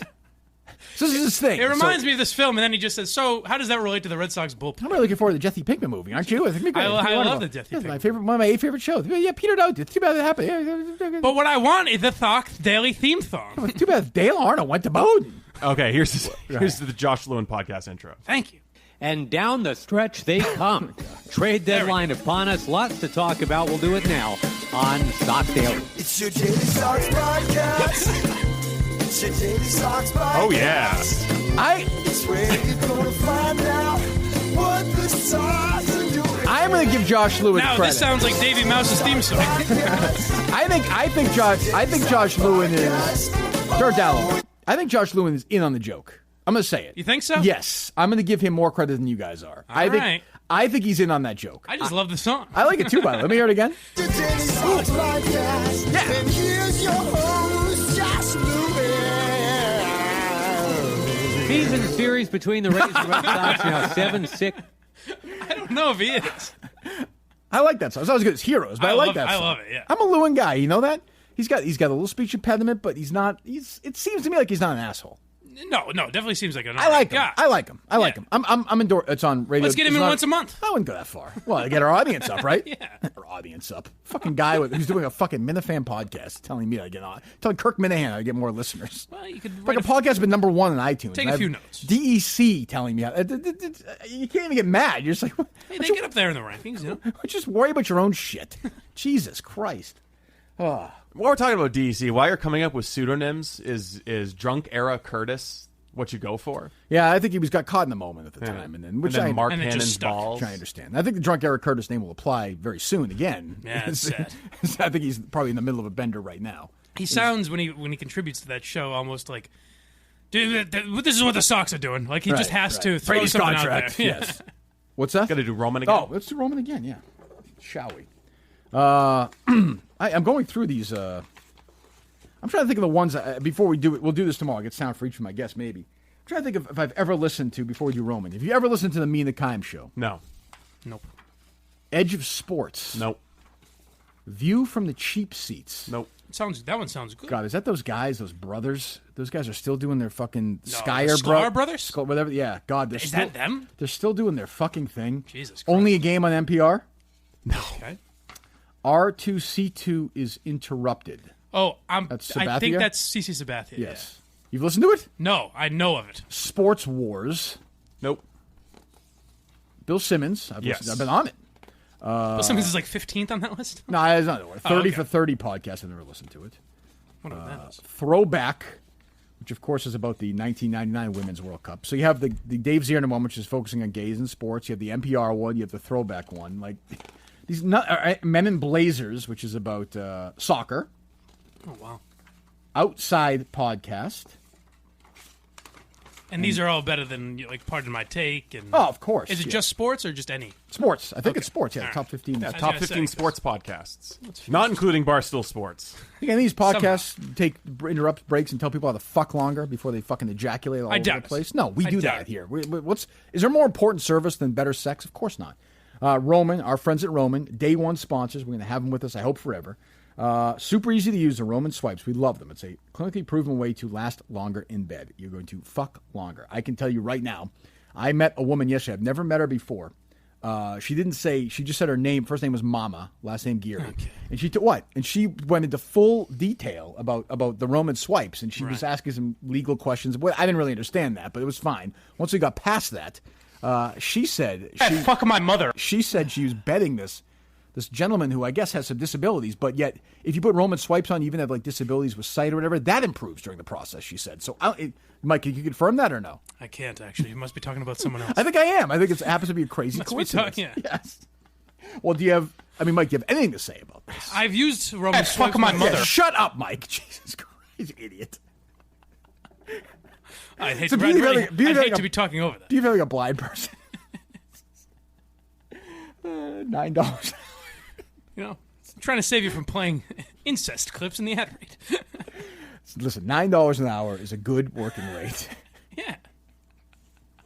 You know, me and the guys on mowing lawns with the high schoolers mowing Mike lawns. is working 30 hours a week on the show. You know, well, that's the other thing. I mean, we text 30 hours a week. I don't know what he's doing when we're not texting. Doing anything. Searching for stories. Like what? Trying to break news. What stories do you find? Well, what stories do you bring? There was that transgender story he pitched It was us on. stupid. Did we do it? Well, no, but I mean, you gotta have a lot of bad ideas before you get to the good ideas. That's one story in 2 months. Okay. I don't know about Maybe two or three. Anyway, we love Roman. They've been a day one sponsor. If you love the Kirk Minihane Show and you like and love good sex and you like not coming quickly, I'd say this is kind of a no-brainer for fucking $5. I'll do the math again if you'd like. Let's do it right now, shall we? Let me get the old calculator out. 15 cents a day, something like that. Shut up. Trying. You're probably right, but I was going bigger picture. All right. How do you say "fuck my mother" backward, Blind Mike? Ratam Yim Cuff. Oh, we've heard that before, I'm sure. Say it again, Mike. That's what she says. Ratam Yim Cuff. God. That's a signal right Why there. would that be in this bizarre scenario? Go ahead. Why? Why would that be anything? I don't really know. 6. We're talking, yeah. So 30. Yes, you're right, Mike. That's about right. Yes, about 16 cents a day. 15, 16 cents a day to keep the Kirk Minihane Show happy with their favorite sponsor and to fuck better. We're done. I mean, nothing else to say. GetRoman.com/Kirk. GetRoman.com/Kirk. GetRoman.com/Kirk. Do it today. This podcast is brought to you at the Red 13 Studios, red13studios.com. They house Tom Brady, Kirk Minihane, Linda Marks, the guy who did the Dave Ziernan song. Not Dave Ziernan. What's his name? Josh Lewin. Maybe the Dave Ziernan Open too. Who the hell knows? The Daily Sox I don't even podcast. know. It's the Daily Sox podcast. I'm hoping that gets stuck in people's head. Let me hear it again. I think that it is going to get stuck. And the 1, 2, 1, 2, 3, 4. And down the stretch they come. Trade deadline upon us. Lots to talk about. We'll do it now on Sox Daily. It's your Daily Sox podcast. This is going to have us leaving in a good mood. It's your Daily Sox podcast. Yeah. It's where you're going to find out what the Sox are doing. This has me ready to talk baseball. Daily Sox podcast. It's your Daily Sox podcast. Oh, it's your Daily Sox podcast. For 14 grand a year. Bees in a series between. I'm just gonna say it. We used to work for that That's company. the kind of stuff Mike. I bring to the table. We used to work for that company. I think the guy Jesus I Christ. think the guy singing this is better than Linda Marks. Oh, I'm just gonna say fuck it. off. I'm just gonna say Fuck it. Did you you. hear? Did you hear that tough. little end? The song is better? No, but I'm just saying I think he's a better vocalist. Oh, I don't. No. Linda Marks is no, but yeah, but She's still drawing a The hard line. by inspiration the that way. Linda Marks brings how about the songwriter? There's no talent in that. invaluable. Did you hear those lyrics? It's the same lyric over and over. Yeah, exactly. Linda Marks went all in. Repetition for effect. No. Linda Marks makes you think. Yes. Have you ever heard Chumbawamba? I get knocked down, but I get up It's a again. great Great song, but very repetitive. That's not the point, though. I don't know. I like to think that Lewin's in on the joke. I don't know. I think he's a jokester. I do. He's the man of comedy. He's a funny guy. Come on, we don't make fun of people for disabilities around here. No, Portnoy told me that. He said that. He's like, my regret is throwing that wallet in his face. He's like, Davey, you know. Yeah, he said that. He apologized to me. Yeah, I was Davey surprised. Mouse would never do that. No. You should have sued him, you know? If, knowing how yesterday went, if you could go back in time, would you have launched some big disability class course, action yeah. against Barstool? I don't know It's if the only way I get money out of that's this over place. yet. I'm not sure. When does the window close on that? Will Davey Mouse have like a one to grow on episode, like during commercial breaks on shows where he's like, don't do this or don't do A that, very or special stuff like that. Where treat these people. These people deserve to be treated with respect as well. That's Don't how have we do it. blackout parties. Yeah, don't have. College Yeah, campuses. exactly. Davey Don't- Mouse meets the three don't blind tell, mice. Don't tell girls that once they're not attractive, don't be useful to the company anymore. Stuff like that. DAV. DAVEYMOUSE. You say, oh yeah, today we're gonna. Oh, it's a Sicilian slice. Oh, holy shit, this is crazy. I have a feeling you may have figured out the way to get a response from Me? And if you didn't, then maybe he really has changed. That's true. We'll find out. All right, so tomorrow we're gonna get this podcast sound. All of these podcasts. Yes. Okay. What else? We'll get some sound from some of the best ones. Okay. Usually what's been happening is Mike and I will text each other around 5 or 6 saying, hey, are you seeing anything? And then something happens and boom, we know what we're going to be talking about. Whether So you it's guys take going on 8 Barstool hours Radio. off, and then you start texting each other? Is it Oh, just no. a move? No. We're we looking mine for stuff through all the day. data for 8 hours. okay. We're looking for stuff all day, but then something happens like Shirley Lung comes out with her column about Walk Tall or something like that. We're down in the mines, and then So we see some lightness. oftentimes I find something and send it to you. Well, and you yeah, guys do that's it. true. Yes. You can, Yeah, it's not like I'm not fucking, Let's not nitpick you. Let's not split hairs. Greg Hill. I show up, I kind of working all day. I'm not like your Greg Hills or your Dave Portnoy. I come in and I say, do you see this story out of Dayton, Ohio? It's incredible. All right, so back tomorrow. I don't know this. I suspect we have some reaction from Barstool. We'll find out from today's episode. Maybe not. I don't know. Please, guys. Who knows? Blind Mike's going to continue his quest, and then we're off to not tomorrow. We're off to Milton's on Thursday, by the way. Yes. Lunch and We still get some clothes up. yeah, we're going to fit. Oh, wait, Blind Mike's taking us out to lunch on Thursday? Who said Blind Mike's going to Milton's on Thursday? You did last week. Oh, just, I don't know. The guy at Milton's was, I don't know. Okay. It's the way you dress and the Uber thing. I don't know. We'll see. Maybe you going to Uber from here to Milton's? I don't know. Steve will give you a ride. Yeah, I'll give him Hey, a ride. thanks. Why doesn't Steve just bring you to work every day? Steve? It's not that far out of the way, is it? I mean, it's up in the other direction and over. Why don't you take an Uber to Steve's house? Ooh, that'll be fun for you, huh? Isn't that cheaper for you? Probably. No, is that okay? Or Yeah, not? I could do that. Is that an issue? If you don't want that, that's fine. No, I'm down. I'm down to find any way that it helps my. Well, where do you live? We'll figure it out. I live in JP. Where do you It's live? pretty close, Watertown. I mean, that's way fucking cheaper, isn't it? Yeah. No, we could do that. Well, how much earlier do you get here than him? I get here at 6. Oh, okay. I get here at 6:30. Okay, well, But it doesn't you matter. wanna I split can- the difference? I can get here early. I'm okay. Well, it saves you. Then it saves you fucking. I don't know. No. Yeah, that works for me. Yeah, works for We're me. hammering out Absolutely. deals all day. Sounds like we're done. I think we're trying to improve Mike's situation. I think if that you know? so if we cut that Uber price down, right? I think we can go 11,000 on my Wait end, a second. 11,000 on Barstool. Wait a second. Let's do that right now. Wait a Let's second. see. So 30 hours a week. Wait a second. Let's do. Well, I mean, 20. Mike, are you pitching I in don't for? like that he keeps getting the calculator. You pitching in for gas here or what? You know, Well, that's the other thing. Yeah. Well, I guess. Yeah. Let me see ass here. grass or gas? They're paying more money. So you got. I prefer ass, if you know anything about mine. How did I do this last time? I don't know. 9,000. I'm enjoying this. Yeah, I'm sure you are. 20. There you go. $7.16 an hour. boy, That's we've not bad. really- That's not a bad rate for Barstool to pay for blind Mike. we've gotten myself a real fair, honest wage. And you get to ride to work with Steve Robinson every day. And that'll be fun, I mean, that in itself, people would pay for that experience. It's incredible. You get mine, the jokes, the whole thing. Yeah. All right, well, we got a show out of it anyway. We'll see what happens tomorrow. And All right. and I appreciate you guys, obviously, and all the listeners have been, super supportive. We know that. They're going to have our backs. We're going to have theirs as we continue this weird... I feel appreciated. Well, okay, there you go. It's this weird, bizarre fight. And I said, I'm not, Steve asked earlier, it seems like he wants me to stop fighting. I'm not going to stop fighting. I don't know why you asked that question. I don't want you to stop You fighting. heard that question, right, Mike? What did didn't I realize. say? I didn't realize he was such a coward. Yeah, I didn't who realize knew? he was Pussy. in Davy Mouse's club. Clubhouse. Wacky sidekick. No, we're absolutely going to fight, but there are different ways of fighting. Stevie Cat, Davy Mouse is wacky. He's always chasing him. God. Stevie Cat's always chasing Davy Mouse. Oh, no. This is finally the time. I have their Pez dispensers. Yes. Here we go. Oh, special guest star. Whoever. I don't know, whoever the hell. So that O'Brien. She's got questions for Davy Mouse, but don't worry. Davy Mouse will dance for her. And when it's done, he'll say she did a good job. Like, Brian what? Gumble up next. Yeah, Jesus. I was always going to do a piece of review with him soon enough. Who knows, yeah. right? Yeah. Yeah. Jeez. It'll be fun. Yeah. Oh, all right. Well, anyway. All right. So I think we've done enough for one day. No, we're good. Squeezed enough out of this lemon. I think so. Jesus, almost 2 hours. I'm done. I'm exhausted. So we'll see what's going on tomorrow. Yeah, that's it. We're out of here. This was pretty reprehensible. I don't know how it can be anybody's idea of humor.